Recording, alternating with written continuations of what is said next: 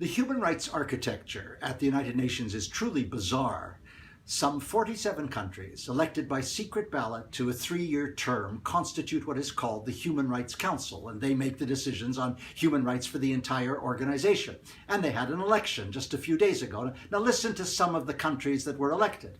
Burundi, where the president forced a 3rd term with an illegal constitutional amendment. The whole country is dissolving into violence. 200,000 refugees have fled. The British ambassador talks about the possibility of a genocide, and now they're on the Human Rights Council. Kyrgyzstan, one of the highest levels of domestic violence, intimate partner violence, uncontrollable, uncontainable apparently, in the entire world.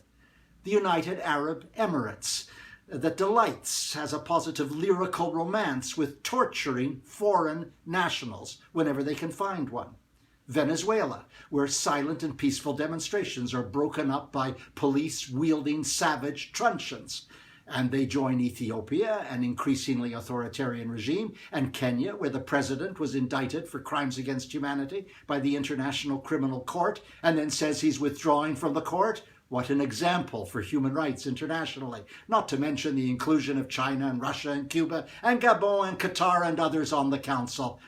It's mind-boggling how absurd it all is, but it's only the half of it. There are 5 countries which form a consultative group that appoint the special rapporteurs for human rights. These are experts who monitor, evaluate, and report on human rights situations around the world, sometimes thematically, sometimes by country.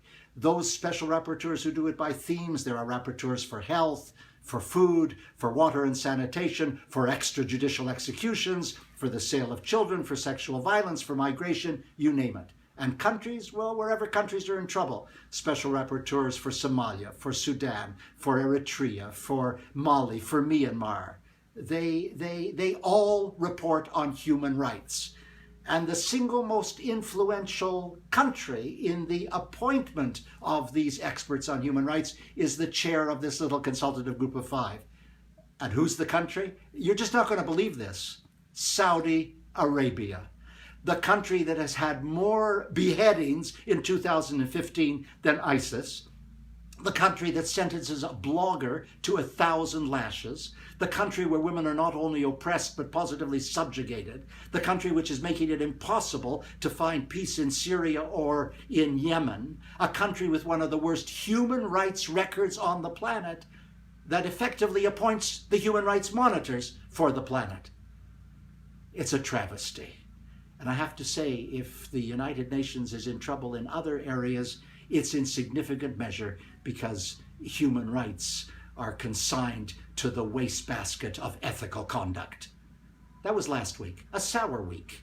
I'm Stephen Lewis.